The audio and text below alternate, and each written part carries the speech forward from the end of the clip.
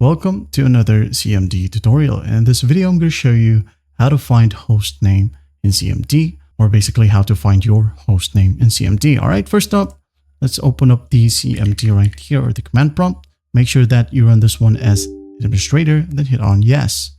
All right, as there'll be a pop-up. Now just go ahead and type in host name.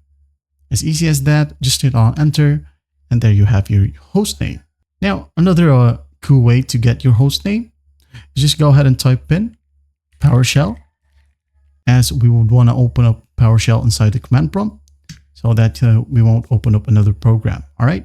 Down here, just type in the $ right here, then type in computer name, space, equals, space, $ again, then env, colon, then just type in computer name.